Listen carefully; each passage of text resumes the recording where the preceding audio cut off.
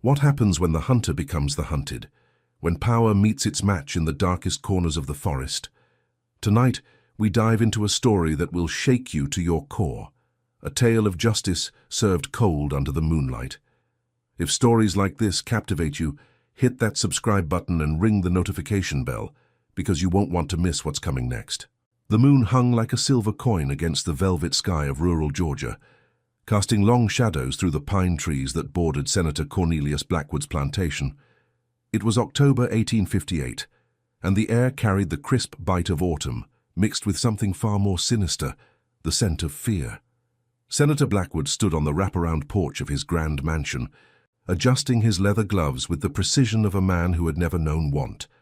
At 52, he was an imposing figure, tall, broad-shouldered, with steel-grey hair that caught the moonlight and cold blue eyes that had never shown mercy. His reputation in the Georgia State Senate was built on two pillars: his unwavering support for the expansion of slavery and his notorious hunting expeditions. The mansion behind him was a monument to wealth built on human suffering. 12 white columns supported the grand portico, each one representing a different year of his political career. The windows glowed with warm lamplight, revealing glimpses of crystal chandeliers and mahogany furniture that had been purchased with the profits of forced labor. Inside, his wife Margaret entertained their guests with piano music and brandy, blissfully ignorant of the horror about to unfold in the darkness beyond their manicured gardens. "Bring them around, Jeremiah," Blackwood called to his overseer, a wiry man whose loyalty was bought with whiskey and the promise of violence. Jeremiah Cobb had served the Blackwood family for 15 years, rising from a poor white farmer to his current position through a combination of cruelty and cunning. His face bore the scars of a childhood spent in poverty, and his eyes held the cold calculation of a man who had learned that survival meant stepping on those beneath him. He understood that his elevated status depended entirely on maintaining the system that kept black people in chains, and he defended that system with the fervor of a true believer. The sound of chains rattled through the night as 3 bloodhounds were led from the kennels. These weren't ordinary hunting dogs. They were trained killers, bred specifically for tracking human scent. Their eyes gleamed with a predatory hunger that matched their masters. The largest of the 3, a massive beast named Caesar, had been responsible for the capture of over 30 runaway slaves. His teeth bore the stains of human blood, and his howl could freeze the courage of even the bravest soul. "Senator," Jeremiah said, his voice carrying the thick drawl of a man born to servitude but elevated by cruelty, "the boy's been gone since sundown. Got a good head start, he does." Blackwood's lips curved into what might have been called a smile on a kinder man. "That's what makes it sporting, Jeremiah. Besides, they never get far. Fear makes them stupid." But Blackwood was wrong about fear.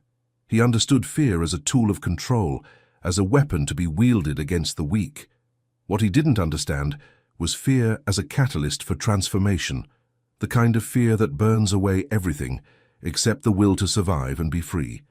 The boy they spoke of was Marcus Washington, though at 35 he was hardly a boy. Marcus had been born on the plantation, the son of a woman who died in childbirth and a father he'd never known.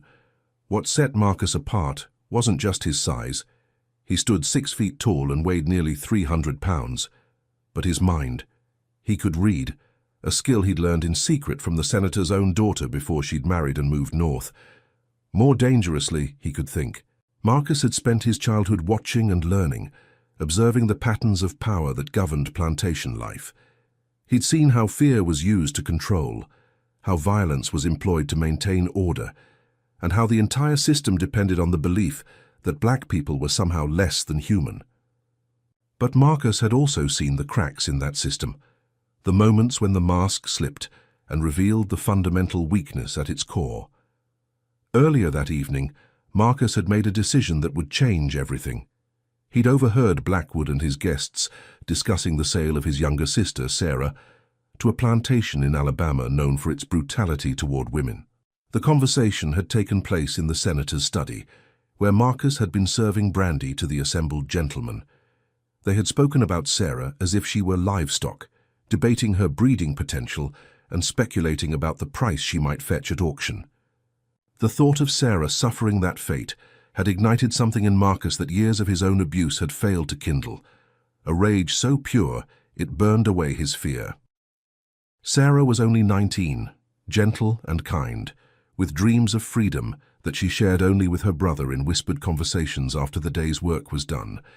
She had taught herself to sew with remarkable skill, creating beautiful quilts that told stories of hope and resistance.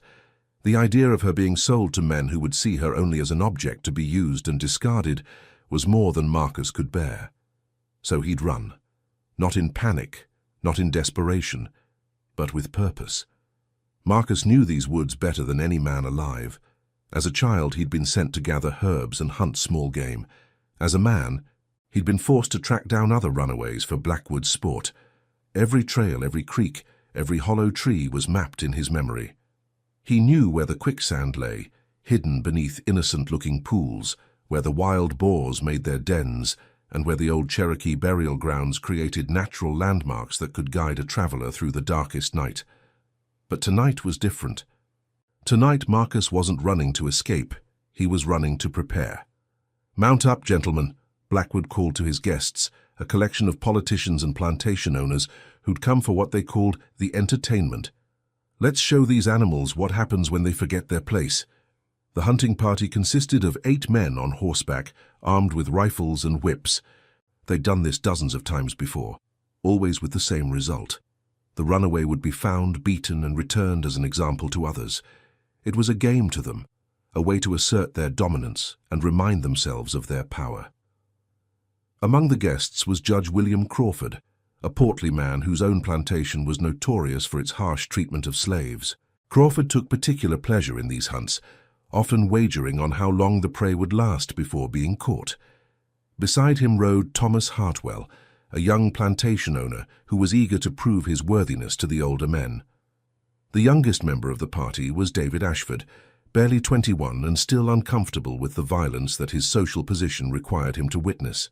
As they rode into the forest, the bloodhounds straining against their leashes, none of them noticed the subtle signs that Marcus had left behind: broken branches that pointed in the wrong direction, false scent trails created by dragging his shirt through the underbrush, and most importantly, the traps he'd spent the afternoon preparing. Marcus had learned the art of misdirection from watching the plantation's magic shows that occasionally entertained the White family. He understood that the key to any successful deception was to give the audience what they expected to see while hiding the truth in plain sight. The hunting party expected to find a terrified runaway, stumbling blindly through the forest. Instead, they would find a carefully orchestrated maze designed to turn their strengths against them. Marcus crouched behind a fallen oak tree, his massive frame surprisingly silent in the darkness. He'd shed his plantation clothes hours ago, covering his body with mud and pine needles to mask his scent. In his hands, he held a thick branch he'd sharpened to a point. Not much of a weapon against 8 armed men, but it would have to do. The sound of hoofbeats grew closer, accompanied by the excited baying of the hounds. Marcus closed his eyes and listened, counting the horses, identifying the voices. Blackwood's arrogant laugh cut through the night like a blade. "Can you smell him, boys?" the senator called to his dogs. "Can you smell that fear?" But Marcus wasn't afraid anymore. As he watched the torches bobbing through the trees, he felt something he'd never experienced before: anticipation. For 35 years he'd been prey. Tonight that was going to change. The first trap was simple but effective. Marcus had dug a shallow pit across the main trail and covered it with branches and leaves. It wasn't deep enough to seriously injure a horse, but it would certainly surprise one. He had positioned it at a point where the trail narrowed between 2 large trees, making it impossible for the riders to avoid once they committed to the path. The lead rider, Thomas Hartwell, never saw it coming. His horse's front legs plunged through the false ground, sending both animal and rider tumbling. Hartwell's scream of pain echoed through the forest as his legs snapped beneath his mount's weight. The young man's cries of agony mixed with the terrified whinnying of his injured horse, creating a symphony of chaos that shattered the confident mood of the hunting party. "What in hell?" Blackwood began, but his words were cut short by the sound of his bloodhounds yelping in confusion. The false scent trails Marcus had laid were working perfectly, sending the dogs in 3 different directions at once. "Jeremiah, get control of those damn dogs," Blackwood roared, but his overseer was already struggling with the confused animals. Marcus smiled in the darkness. The hunt had begun, but not the way the senator had planned.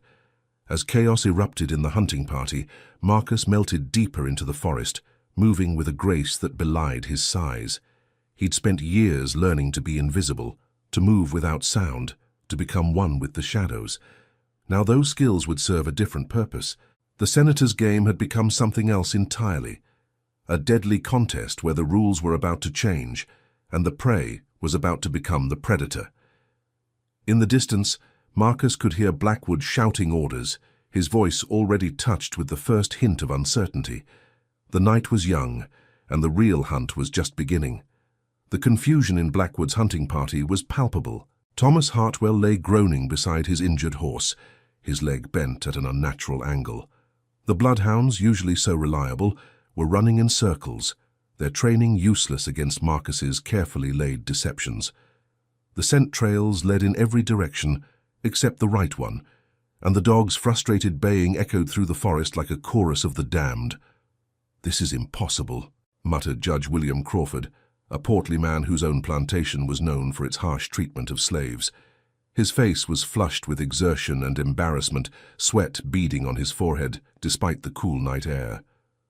"No slave is clever enough to—" "Shut your mouth, Crawford," Blackwood snapped, his composure cracking for the first time.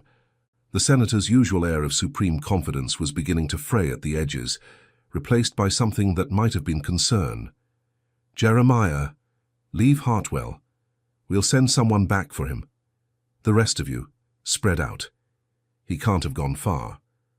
But Marcus had gone far, not in distance but in preparation. While the hunting party regrouped, he was already moving to his second position, a rocky outcropping that overlooked the creek, where he knew they'd eventually come to water their horses. The position offered multiple escape routes and a commanding view of the approaches, advantages that Marcus had scouted during his years of forced participation in these hunts. The years of humiliation had taught Marcus patience. He'd learned to watch, to wait, to study his oppressors until he knew their habits better than they knew themselves. Blackwood always watered his horse at the same spot, a wide, shallow crossing where the moonlight reflected off the water like scattered diamonds. It was a predictable pattern, the kind of routine that powerful men fell into when they believed themselves invulnerable. Marcus had spent the afternoon there too, but not admiring the view. He'd loosened several large rocks on the slope above the crossing, held in place now by nothing more than a single rope he'd woven from vine fibers. One pull, and gravity would do the rest. The rocks weren't large enough to kill, but they would certainly disrupt the hunting party's formation and perhaps injure a few of the riders. As he waited in his elevated position, Marcus reflected on the irony of his situation. For years he had been forced to use his knowledge of these woods to help capture other runaway slaves. Each time he had died a little inside, knowing that his skills were being used to perpetuate the very system that enslaved him. But tonight those same skills would serve justice instead of oppression. The sound of approaching horses reached his ears. Marcus pressed himself against the stone, his dark skin blending with the shadows. Below, he could see the torches reflecting off the water as the hunting party approached. The riders moved with less confidence now, their earlier bravado replaced by wariness. The forest, which had seemed like their domain just an hour before, now felt hostile and unpredictable. "The trail leads this way," Jeremiah called out, though Marcus knew the man was lying. There was no trail, just the scent of fear and desperation that Jeremiah expected to find. The overseer was trying to maintain his reputation for tracking skills, but Marcus could see the uncertainty in his movements. Blackwood rode his horse into the creek first, the animal's hooves splashing softly in the shallow water. The senator's face was illuminated by torchlight, and for the first time, Marcus could see uncertainty in those cold blue eyes. The man who had built his career on absolute certainty was beginning to doubt himself. "Something's not right about this," Crawford whispered to the man beside him, a nervous plantation owner named Edmund Fairfax. "That boy's never run before. Why now, and why is he so organized?" "Because he's finally grown a spine," Blackwood replied, but his voice lacked its usual confidence. "And we're going to break it." The words carried across the water, reaching Marcus's ears with perfect clarity. He felt a cold anger settle in his chest, not the hot rage that had driven him to flee, but something deeper and more dangerous. This wasn't just about his sister anymore. It was about every person who had ever been broken by men like Blackwood, every soul who had been crushed beneath the weight of a system that treated human beings like property. Marcus's hand tightened on the rope. Not yet. He needed them all in position. One by one, the remaining riders entered the creek.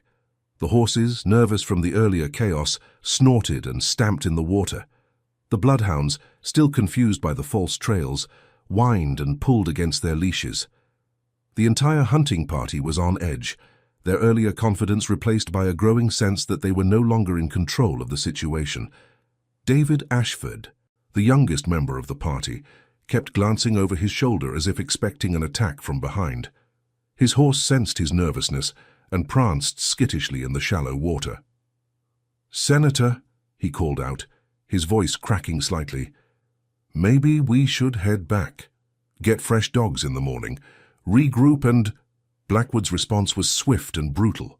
He wheeled his horse around and struck the young man across the face with his riding crop, the leather leaving a red welt across Ashford's cheek. "We don't retreat from slaves, boy. We hunt them down like the animals they are. Any man who suggests otherwise can find himself a new social circle." The crack of the whip echoed off the rocks, and Marcus felt something snap inside him, not fear, but the last chain that had bound him to submission. His sister's face flashed in his mind, followed by the faces of every person he'd seen broken by this man's cruelty. The image of Sarah being sold like livestock, of her gentle spirit being crushed by men who saw her only as an object to be used, filled him with a righteous fury that burned away any remaining hesitation. He pulled the rope. The avalanche wasn't massive, but it didn't need to be. Rocks the size of a man's head came tumbling down the slope, crashing into the creek with tremendous force. The sound was like thunder, echoing off the surrounding hills and sending every horse into a panic. Water exploded upward as the stones struck, creating a chaos of spray and foam that reflected the torchlight in 1,000 dancing fragments. Horses reared and screamed, men shouted in terror as stones struck them from above. Judge Crawford's horse bolted, carrying the screaming man into the deeper part of the creek, where the current was stronger. The judge's terrified cries mixed with the sound of rushing water as he was swept downstream, his torch extinguished in the torrent. Another rider, Edmund Fairfax, was struck in the shoulder by a falling rock, the impact knocking him unconscious and sending him sliding from his saddle into the churning water. His horse, freed of its burden, galloped away into the forest with wild eyes and foam-flecked mouth. But Blackwood, with the reflexes of a man who'd survived 30 years of politics, managed to control his mount and avoid the worst of the rockfall. As the dust settled and the echoes faded, he looked up at the outcropping where Marcus had been hiding, his eyes scanning the shadows with newfound respect for his quarry. Their eyes met across the darkness. "You!" Blackwood's voice was filled with a rage that seemed to shake the very trees. "You think you can challenge me? I'll skin you alive. I'll make you watch while I sell your sister to the worst plantation in Alabama." But Marcus was already moving, disappearing into the forest like a ghost. Behind him, he could hear Blackwood screaming orders to his remaining men. But the senator's voice was different now, higher, touched with something that might have been fear. The hunting party was down to 5 men, and only 2 functional bloodhounds. The others had been injured in the rockfall, or had fled in terror when Judge Crawford was swept downstream. The careful organization of the hunt was dissolving into chaos, and with each passing minute Marcus was gaining the psychological advantage. Marcus led them deeper into the forest, to places where the trees grew so thick that torchlight barely penetrated the canopy. Here in this green cathedral of pine and oak, he had prepared his most elaborate trap. The ancient trees seemed to lean in around them, their branches forming a natural ceiling that blocked out most of the moonlight and created an atmosphere of oppressive darkness. Years of forced labor had made Marcus strong, but years of observation had made him clever. He'd noticed how the hunting parties always followed the same patterns, always made the same assumptions. They expected their prey to run in straight lines, to panic, to make mistakes born of terror. They relied on their superior numbers, their weapons and their dogs to compensate for their lack of woodcraft. Instead, Marcus had spent the afternoon weaving a web of ropes and snares throughout a grove of young pines. The trees were just the right height and thickness to support a man's weight, and the branches were dense enough to provide cover. It was here that he planned to make his stand, to turn the hunters' own momentum against them. The grove was a natural amphitheater, surrounded by larger trees that formed a rough circle around the central clearing. Marcus had spent hours preparing the space, creating a network of traps that would activate in sequence, each one designed to increase the chaos and confusion of his pursuers. Hidden ropes stretched between trees at ankle height, ready to trip horses and riders. Counterweighted branches hung overhead, poised to swing down at the slightest disturbance. And throughout it all, Marcus had created multiple escape routes that only he knew about. The sound of pursuit grew closer. Blackwood's voice cut through the night, no longer commanding but desperate. "Find him, I want him alive. I want to make an example of him that every slave in Georgia will remember." Marcus climbed into the trees with surprising agility for a man of his size. The branches held his weight easily, and from his elevated position he could see the torches approaching through the forest floor below. The remaining members of the hunting party moved with less confidence now, their horses stepping carefully through the underbrush, their eyes constantly scanning the shadows for signs of danger. The first snare caught Jeremiah around the ankle, yanking the overseer from his horse and leaving him dangling upside down from a pine branch. His screams of terror and confusion sent the remaining horses into a panic, their riders struggling to maintain control as the animals reared and bucked in fear. "It's a trap," one of the men shouted, but the warning came too late. A second rope, triggered by Jeremiah's fall, swept another rider from his saddle and sent him crashing into a tree trunk with a sickening thud. The man crumpled to the ground and lay still, his torch guttering out in the damp earth. Blackwood found himself alone with just David Ashford, surrounded by the groans of his injured companions and the eerie creaking of rope against wood. The bloodhounds, finally catching Marcus's real scent, were looking up into the trees and baying with frustration, their training useless against a quarry that refused to stay on the ground. "Come down from there, you coward!" Blackwood shouted into the canopy, his voice cracking with strain. "Face me like a man." Marcus's voice came from the darkness above, calm and measured. "I am facing you, Senator.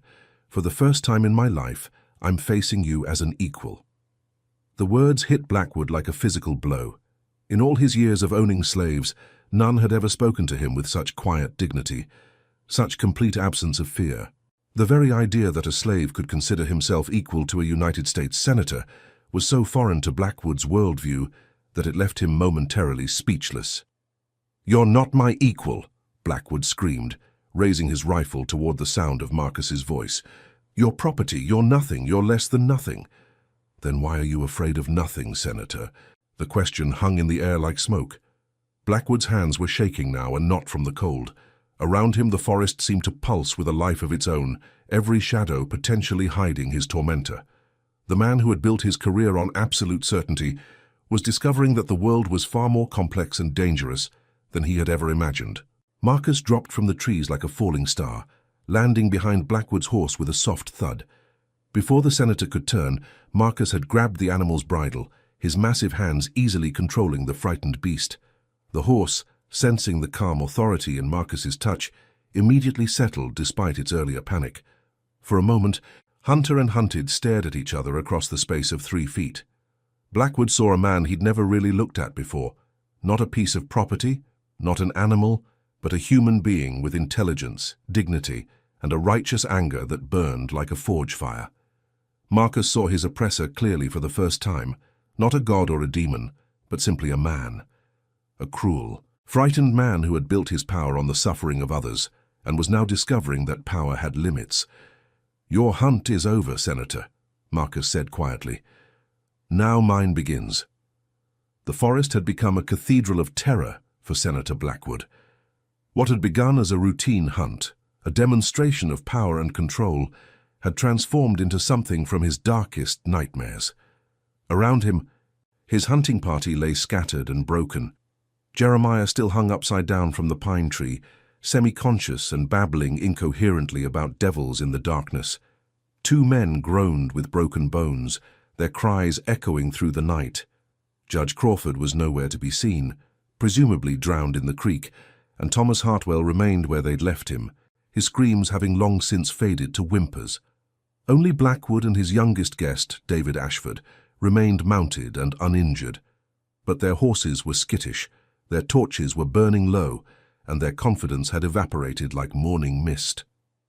The young Ashford sat rigid in his saddle, his face pale with shock and his hands trembling as he gripped his rifle.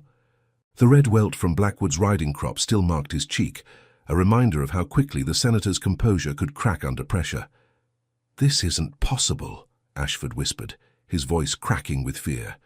"He's just one slave, just one man. How can one man do all this?"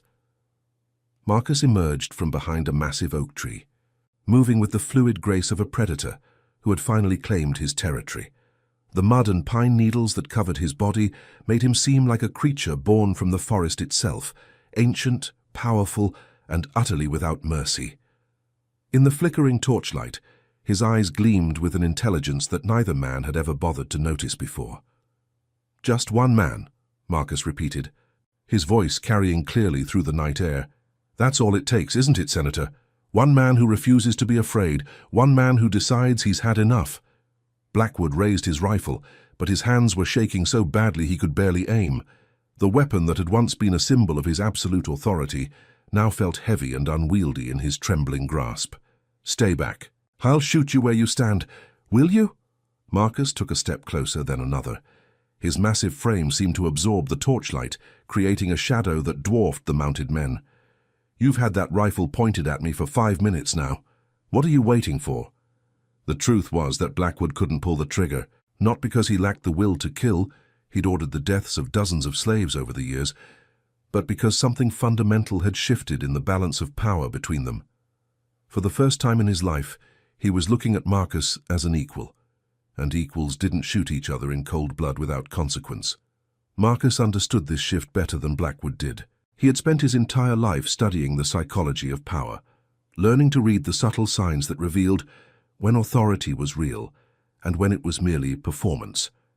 Tonight he could see that Blackwood's authority was crumbling, replaced by something the senator had never experienced before: genuine fear of someone he had always considered inferior.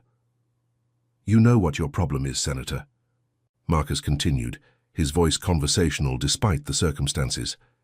"You've spent so long believing your own lies that you forgot they were lies. You told yourself we were animals, property, things to be used and discarded. But deep down, you always knew the truth." "Shut up!" Blackwood screamed, but his voice cracked like a boy's. The sound echoed through the forest, carrying with it all the desperation and fear that he was trying so hard to hide.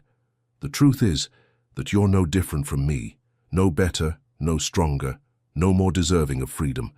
The only difference is that you were born white and I was born black. That's it. That's the only thing that gave you power over me." Marcus was close enough now that Blackwood could see the intelligence in his eyes, the careful thought behind every word. This wasn't the mindless rage of a cornered animal. This was the calculated fury of a man who had been pushed beyond his breaking point and had emerged stronger for it. The senator's worldview, built on the fundamental assumption of white superiority, was collapsing before his eyes. Every word Marcus spoke was like a hammer blow against the foundation of everything Blackwood believed about himself and his place in the world. The idea that his power was based on nothing more than an accident of birth was so threatening to his sense of identity that his mind recoiled from it. "And now," Marcus said softly, "that power is gone." Young Ashford broke first. With a cry of terror, he wheeled his horse around and fled into the forest, crashing through the underbrush with no thought for direction or safety. His torch disappeared into the darkness, leaving only the sound of hoofbeats fading into the distance. The young man's flight was more than just physical. It was a complete abandonment of the ideology that had brought him to this place. Blackwood was alone. The silence that followed Ashford's departure was deafening. For the first time in his adult life, Blackwood found himself without allies, without backup, without the comfortable certainty that his position in society would protect him from consequences. The forest around him seemed to press in, as if the very trees were judging him for his crimes. "Please," he whispered, and the words seemed to surprise him as much as it did Marcus. "Please, I have money, I can pay you, I can set you free, give you papers." Marcus laughed, but there was no humor in the sound. It was the laugh of a man who had finally understood the absurdity of his situation, the idea that freedom was something that could be given or taken away by another human being. "Free? Senator, I freed myself tonight. I don't need your permission anymore." The words hit Blackwood like a physical blow. The concept of self-liberation was so foreign to his understanding of the world that he struggled to process it. In his mind, freedom was a privilege granted by those in power, not a right that could be claimed by the oppressed. "Then what do you want?" It was a good question, and one that Marcus had been asking himself all night. What did he want? Revenge? Justice? Or simply the acknowledgement that he was human? As he looked at the broken man before him, Marcus realized that his goals had evolved throughout the night. What had begun as a desperate flight had become something much more significant, a complete inversion of the power structure that had defined his entire life. "I want you to understand," Marcus said finally. "I want you to know what it feels like to be hunted, to be afraid, to have your life depend on the whims of someone who sees you as less than human." Blackwood's horse shied away from Marcus, sensing its rider's fear. The senator struggled to maintain control, but his authority over his mount, over the situation, over Marcus, was slipping away like sand through his fingers. The animal's instinctive response to his terror was perhaps the most honest reaction he had received all night. "You can't do this," Blackwood said, but his voice lacked conviction. "I'm a United States Senator. I have power, influence, people will come looking for me." "Will they?" Marcus asked. "Or will they assume you died in a hunting accident? These woods are dangerous after all, full of wild animals." The implication hung in the air between them. Marcus wasn't threatening to kill Blackwood, he was offering him a choice. The senator could ride away, return to his plantation, and live with the knowledge that his authority was an illusion, or he could continue to assert his dominance and face the consequences. Marcus circled the horse slowly, his movements deliberate and predatory. With each step he was demonstrating his complete control over the situation, showing Blackwood that the roles had been permanently reversed. The senator, who had spent his life as the hunter, was now experiencing what it meant to be prey. "I could have killed you a dozen times tonight," Marcus continued, "when you were watering your horse at the creek, when you were trapped in the grove, when you were standing here shaking too badly to aim your rifle. But I didn't. Do you know why?" Blackwood shook his head, not trusting his voice. His throat felt constricted, as if the very air had become too thick to breathe. The weight of his own mortality pressed down on him like a physical force. "Because I'm not you. I don't take pleasure in causing pain. I don't need to prove my worth by destroying others." Marcus paused, letting the words sink in. "But that doesn't mean I'm weak. It doesn't mean I'll go back to being your property." The senator's rifle finally slipped from his nerveless fingers, clattering to the forest floor. The sound seemed to break whatever spell had held them both frozen in this moment of confrontation. The weapon that had symbolized his power now lay useless in the dirt, as impotent as the man who had wielded it. "What happens now?" Blackwood asked, his voice barely above a whisper. Marcus considered the question.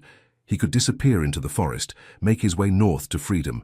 He could try to rescue his sister, though that would mean returning to the plantation and almost certain death. Or he could do something else entirely, something that would change not just his own fate, but the fate of every slave on Blackwood's plantation. The idea that had been forming in his mind all night suddenly crystallized into perfect clarity. This wasn't just about his freedom, or even his sister's freedom. It was about breaking the entire system that had created this moment. And the key to breaking that system was standing right in front of him, broken and terrified and ready to be remade. "Now," Marcus said, "you're going to help me." "Help you? Help you do what?" "Help me free my people." The words hit Blackwood like a physical blow. "That's impossible. I can't. I won't." "You will," Marcus said with quiet certainty. "Because if you don't, I'll tell everyone what happened here tonight. I'll tell them how one unarmed slave turned your hunting party into a disaster. I'll tell them how you begged for your life, how you ran from a man you claimed was your property." Blackwood's face went white. His reputation, his political career, his entire identity was built on the myth of white supremacy. If word got out that he'd been bested by a slave, not through luck or accident, but through superior intelligence and planning, he would be finished. The very foundation of his power would crumble, and with it, everything he had worked to build. "You're blackmailing me," he said. "I'm offering you a choice," Marcus corrected. "The same choice you've been offering my people for years, submit or suffer the consequences." The irony wasn't lost on either of them. The hunter had become the hunted, the master had become the servant, and the natural order that Blackwood had spent his life defending was revealed to be nothing more than a house of cards. "What do you want me to do?" Blackwood asked, his voice barely above a whisper. Marcus smiled for the first time that night, and it was a terrible thing to see. "First, you're going to call off the sale of my sister. Then you're going to start treating your slaves like human beings. And finally, you're going to help me get word to the Underground Railroad." "That's treason," Blackwood protested. "No," Marcus said, "that's justice." The forest around them seemed to hold its breath, waiting for Blackwood's answer. In the distance, they could hear the groans of the injured men, the whimpering of the confused bloodhounds, and the whisper of wind through the pine trees. But louder than all of that was the sound of change, the creaking of a system under pressure, the groaning of an old order giving way to something new. Senator Cornelius Blackwood, who had built his life on the belief that some men were born to rule and others to serve, looked into the eyes of Marcus Washington and saw his own future reflected there. It was a future where power came not from the color of one's skin, but from the strength of one's character, where freedom was not a privilege to be granted but a right to be claimed, and for the first time in his life, Blackwood understood that this future was inevitable. The first light of dawn crept through the forest canopy like a hesitant witness to the night's transformation. Senator Blackwood sat on a fallen log, his fine clothes torn and muddy, his hands still trembling from the night's events. The expensive fabric that had once marked his status was now stained with sweat, dirt, and the bitter taste of defeat. His perfectly groomed hair hung in disheveled strands across his forehead, and his cold blue eyes had lost their predatory gleam, replaced by something that might have been humility. Around him, the remnants of his hunting party were a testament to how completely the tables had turned. The forest floor was littered with the debris of his shattered authority, broken rifles, extinguished torches, and the groans of men who had learned that their assumed superiority was nothing more than an illusion. Marcus stood nearby, no longer the hunted slave, but a man who had claimed his dignity through courage and cunning. The mud and pine needles still covered his massive frame, but now they seemed less like camouflage and more like war paint, the markings of a warrior who had won his freedom through battle. In the growing light, his true size became even more apparent, and Blackwood wondered how he had ever seen this man as anything less than formidable. "The others," Blackwood said, his voice hoarse from a night of shouting orders that no one had followed. "What about the others?" Marcus had already thought about this. Jeremiah had been cut down from the tree, unconscious but alive, his face bearing the marks of his upside-down ordeal. The overseer who had terrorized so many slaves now lay helpless and vulnerable, dependent on the mercy of the very people he had oppressed. The two men with broken bones would survive, though they'd carry scars from this night for the rest of their lives, physical reminders of the moment when their worldview had been shattered. Thomas Hartwell had been found and would need medical attention, but he would live to tell the tale of the night when a slave had outsmarted them all. Judge Crawford's body had been pulled from the creek downstream, the only fatality of the night, and that more from his own panic than from Marcus's actions. "They'll tell stories," Marcus said.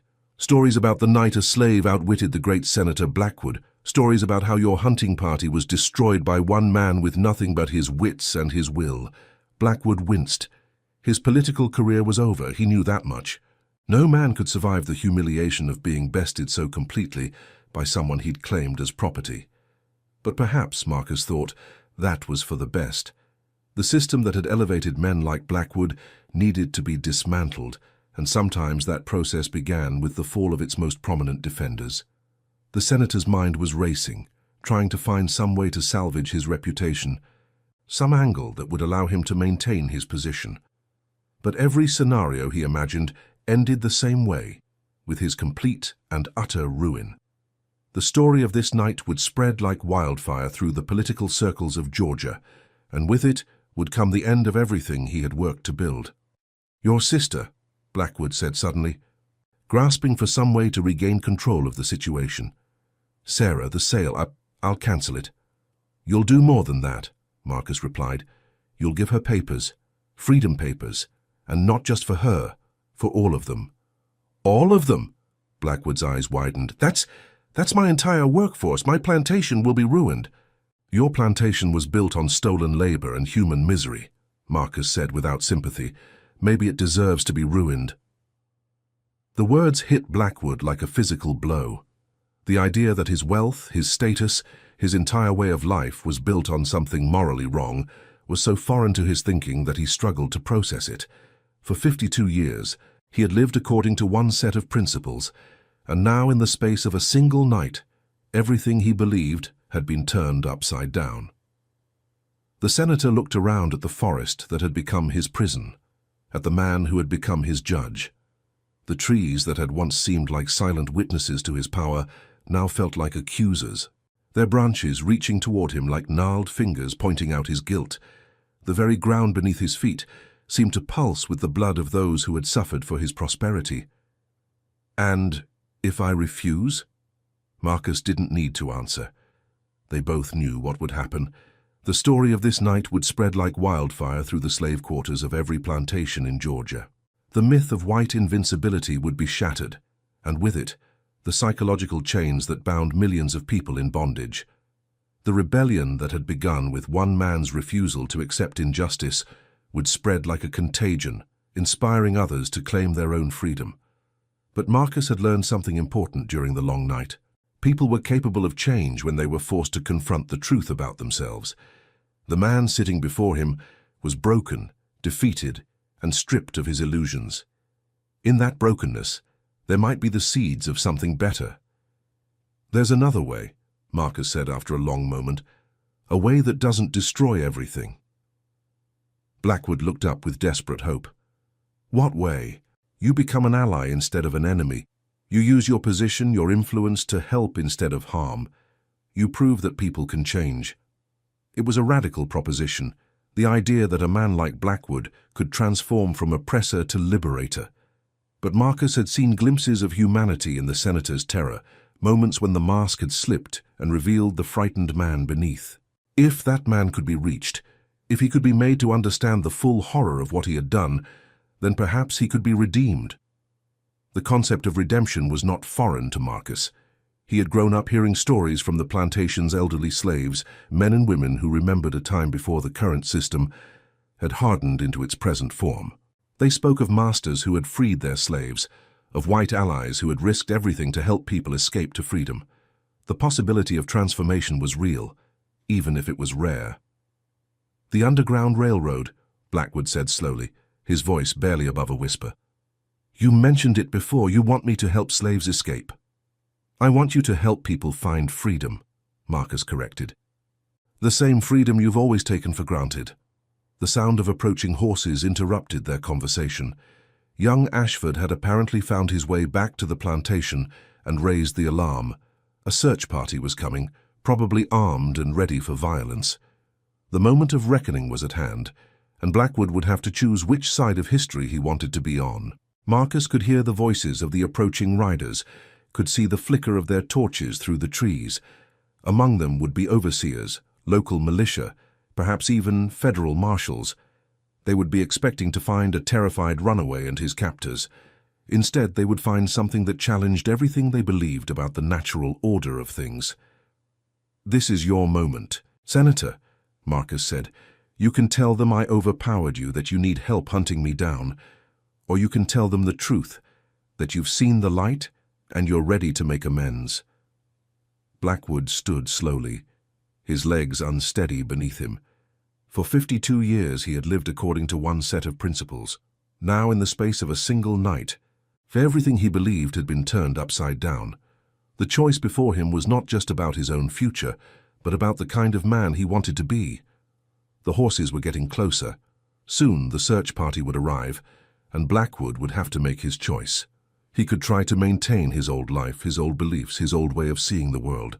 But that would mean living with the knowledge that he was a coward, that when faced with the truth about himself, he had chosen comfort over conscience. "If I do this," he said, "if I help you, what guarantee do I have that you won't expose what happened here anyway?" Marcus smiled, and this time there was genuine warmth in the expression. "You have my word, and despite what you may have believed about my people, we understand the value of honor." The words carried a weight that Blackwood was only beginning to understand. For years he had told himself that slaves were incapable of higher emotions, that they lacked the moral capacity for concepts like honor and integrity.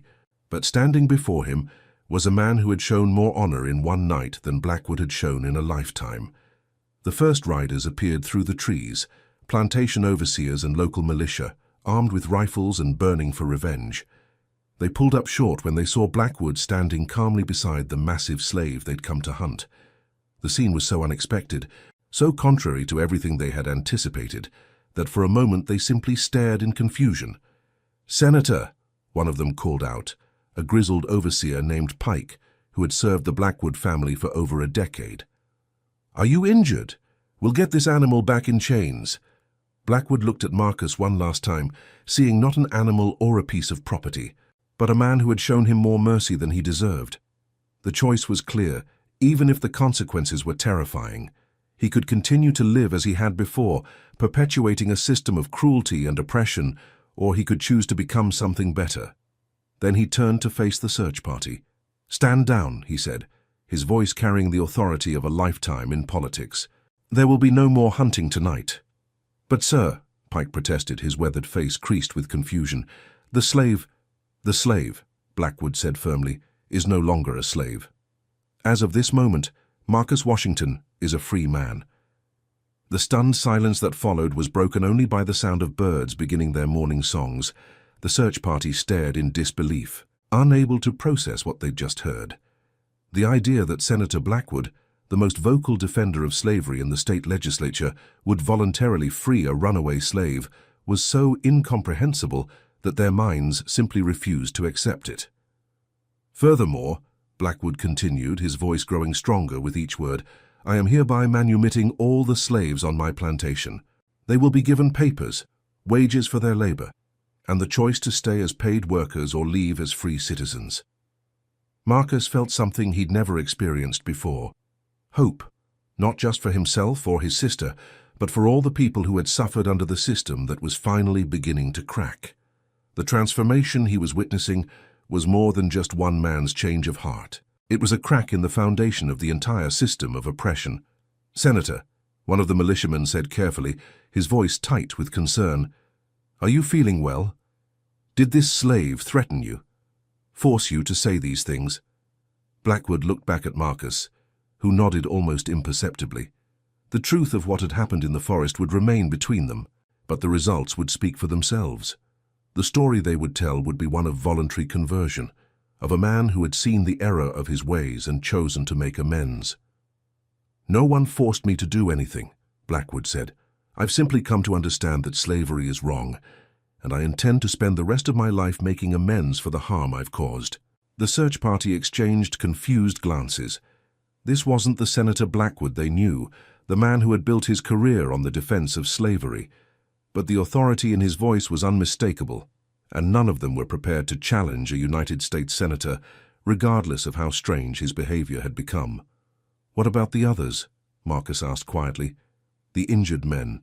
We'll get them medical attention," Blackwood replied, "and we'll tell people it was a hunting accident, a tragic mishap in the forest." As the search party began the work of collecting the wounded, Marcus prepared to fade back into the forest.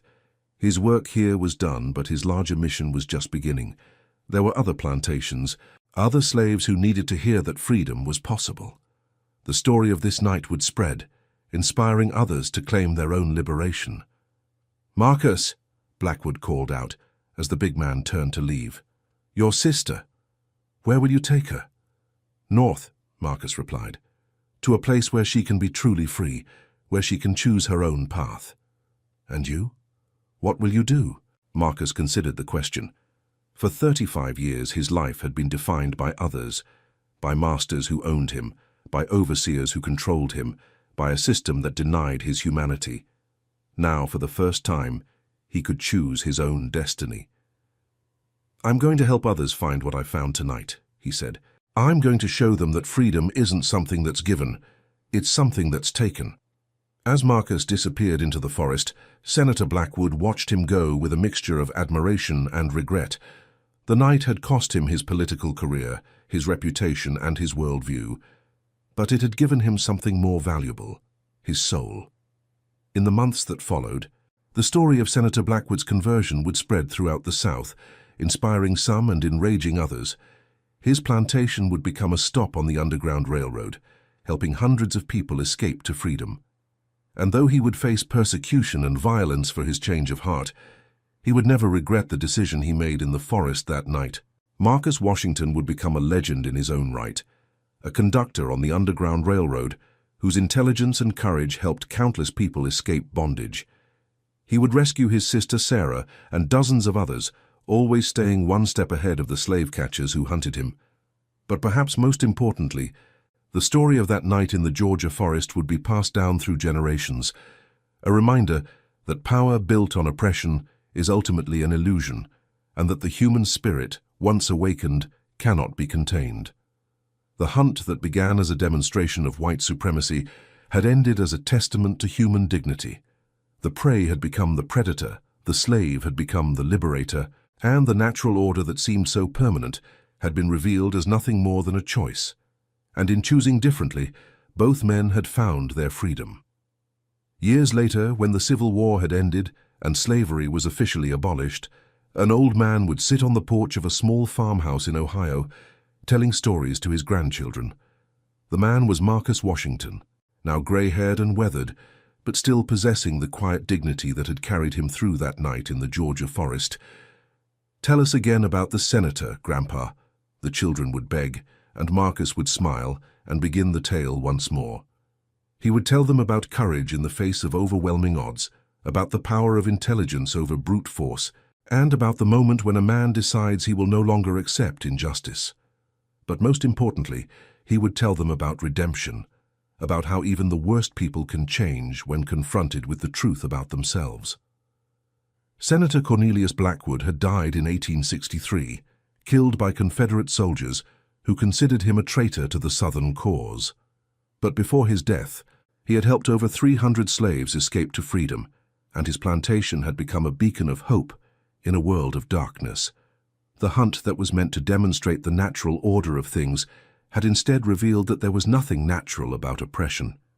It had shown that power without justice is merely violence, and that true strength comes not from the ability to dominate others, but from the courage to stand up for what is right. As Marcus finished his story and watched his grandchildren run off to play in the fading light of evening, he reflected on the strange turns his life had taken. He had been born a slave and had died a free man. He had been hunted like an animal and had become a liberator of his people. But perhaps most remarkably, he had learned that the greatest victory is not the defeat of one's enemies, but their transformation into allies. The forest in Georgia still stood, its trees bearing silent witness to the night that changed everything. And sometimes, when the moon was full and the wind was just right, travelers claimed they could still hear the echo of that long-ago hunt, not the baying of bloodhounds or the shouts of angry men, but the sound of chains breaking and freedom being born. The legacy of that night extended far beyond the lives of Marcus and Blackwood. Sarah Washington, freed from the threat of sale, would go on to become a teacher in the North, educating formerly enslaved children and helping them build new lives in freedom. Her quilts, once hidden symbols of resistance, became celebrated works of art that told the story of her people's struggle for liberation. The other slaves on Blackwood's plantation, given their freedom papers and the choice to stay or go, made decisions that reflected the full spectrum of human experience. Some chose to remain as paid workers, finding security in the familiar, even as they claimed their dignity. Others ventured north to reunite with family members who had escaped years earlier. Still others headed west, seeking new opportunities in territories where the color of their skin might matter less than the strength of their character. Jeremiah Cobb, the overseer who had hung upside down from the pine tree, never fully recovered from the psychological trauma of that night. The man who had built his identity on his ability to control and terrorize others found himself jumping at shadows, unable to sleep without nightmares of being hunted through dark forests. He eventually left Georgia entirely, disappearing into the anonymity of a growing industrial city where his past could not follow him. Young David Ashford, who had fled in terror when the hunt turned against them, would carry the memory of that night for the rest of his life. The experience had shattered his comfortable assumptions about the world and his place in it. He would eventually become a quiet supporter of abolition, never speaking publicly about his conversion, but using his family's wealth to secretly fund underground railroad operations. The story of the hunt spread through the slave quarters of the South like wildfire, carried by the network of communication that connected plantations across hundreds of miles. In whispered conversations and coded songs, the tale of Marcus Washington grew into legend. He became a symbol of what was possible when courage met opportunity, when intelligence triumphed over brute force, when the oppressed refused to accept their oppression. But the story also spread through the white community, creating ripples of fear and uncertainty among those who had never questioned their assumed superiority. If one slave could outwit and defeat a United States senator and his hunting party, what did that say about the fundamental assumptions upon which their society was built? The comfortable myth of racial hierarchy began to crack, and through those cracks, the light of truth began to shine. Marcus himself would continue his work as a conductor on the Underground Railroad for another 15 years, helping over 500 people escape to freedom. His methods were always careful, always intelligent, always designed to minimize violence while maximizing results. He understood that every successful escape was not just one person's liberation, but a blow against the entire system of oppression. He would marry a woman named Rebecca, herself a former slave who had escaped from a plantation in South Carolina. Together, they would raise 4 children in freedom, teaching them to read and write, to think for themselves, and to never accept injustice as inevitable. Their home in Ohio would become a gathering place for other former slaves, a center of learning and mutual support that helped build the foundation for the communities that would flourish after emancipation. The forest in Georgia, where the hunt had taken place, would eventually be cleared for farmland, but the memory of what had happened there would persist. Local folklore would speak of strange sounds in the night, of ghostly figures moving through the trees, of a place where the natural order had been overturned and justice had prevailed. The stories would change with each telling, but their essential truth would remain: that power built on oppression is ultimately fragile, and that the human spirit, once awakened to its own dignity, cannot be contained. Senator Blackwood's transformation, meanwhile, would inspire a small but significant movement among Southern whites who began to question the morality of slavery. These individuals, often facing ostracism and violence from their own communities, would form the nucleus of Southern opposition to the peculiar institution. Their numbers were never large, but their moral courage would help lay the groundwork for the eventual abolition of slavery. The plantation that had once been the site of so much suffering would be transformed into something entirely different.